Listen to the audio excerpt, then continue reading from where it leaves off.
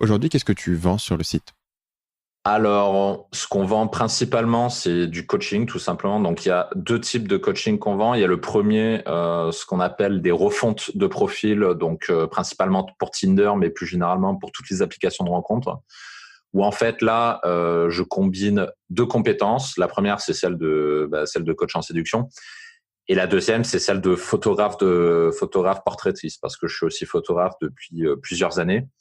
Et du coup, je fusionne ces deux compétences pour faire ce que j'appelle une refonte de profil. Donc, ça s'adresse à des gens qui sont sur des applications de rencontre, Tinder, Adopt un mec, Meetic, ce genre de choses, qui n'ont pas de résultats, tout simplement, qui n'ont pas forcément de match, qui n'ont pas de rendez-vous, qui n'ont pas de numéro non plus. Et l'objectif de ce coaching, c'est de débloquer les gens pour qu'ils passent on va dire, d'un grand vide à une explosion de matchs et de rendez-vous. Ça, c'est l'objectif. C'est le coaching qu'on propose et c'est celui qui rencontre le plus de succès, tout simplement, parce que c'est le focus principal du site. Le focus principal du site, il est orienté site de rencontre, en fait. Et du coup, c'est ce qui intéresse principalement les gens. Ensuite, le deuxième coaching qu'on propose aux gens, on appelle ça du coaching street, c'est-à-dire ça s'adresse à des gens qui ont peur d'aborder des filles dans la rue, qui n'y arrivent pas seuls et qui savent pas comment faire et qui ont envie d'être accompagnés. Et à ces gens-là, on se propose de les accompagner dans la rue pour justement casser ce blocage. Et c'est quelque chose qui est plus particulièrement pertinent aujourd'hui parce que bon, tu as dû voir dans la presse, il y a pas mal de scandales dans la presse, MeToo, compagnie, qui font que les hommes, ils ont encore plus peur que hier et avant-hier d'aller voir des filles dans la rue, parce qu'ils pensent qu'en faisant ça, ils vont finir au tribunal, qu'ils vont être arrêtés, qu'ils vont aller en prison, etc. Et nous, on est là aux gens pour expliquer que non, que les femmes sont toujours des femmes, elles sont toujours en train de chercher des hommes voilà, qui ont des couilles, qui ont du courage, et qu'on peut toujours faire des rencontres dans la rue. Donc ça, c'est le deuxième coaching qu'on propose. Et donc voilà, le première chose qu'on propose aux gens, c'est des coachings. Ensuite, il y a deux autres choses qu'on propose. Il y a une chaîne de podcast que j'entretiens qui est scindée en deux. C'est-à-dire que j'ai une chaîne de podcast qui est gratuite, qui est accessible sur YouTube, SoundCloud, etc. Où en fait, je raconte des expériences de drague. Et c'est des récits de drague qui sont coupés en deux. Donc, c'est-à-dire qu'il y a une première partie qui est accessible gratuitement sur de toutes les chaînes, etc.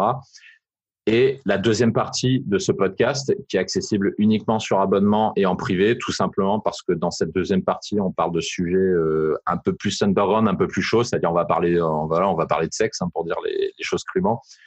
Et tout simplement, je peux pas mettre un contenu pareil en ligne parce que derrière, qu'est-ce qui t'attend? C'est la censure, tout simplement. Donc, je suis obligé Donc, de le mettre c'est un petit la peu. même histoire qui se continue, mais en privé. Oui, c'est ça, ouais. À quel moment est-ce que tu coupes le narratif pour passer sur la version privée qui coûte du coup 7 euros par mois? C'est ça? Ouais, c'est ça. Alors, ça dépend du récit. Des fois, c'est au moment du rendez-vous. Des fois, c'est dans le récit quand la nana arrive chez moi. En fait, je coupe à partir du moment où on va parler un petit peu plus cru.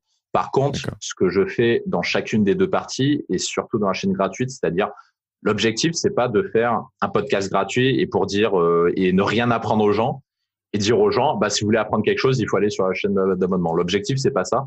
L'objectif, c'est d'apprendre des choses aux gens, y compris dans la première partie du podcast, donc c'est-à-dire la partie prise de numéro, rencontre, comment faire pour avoir leur rendez-vous. Là, on va apprendre des choses aux gens.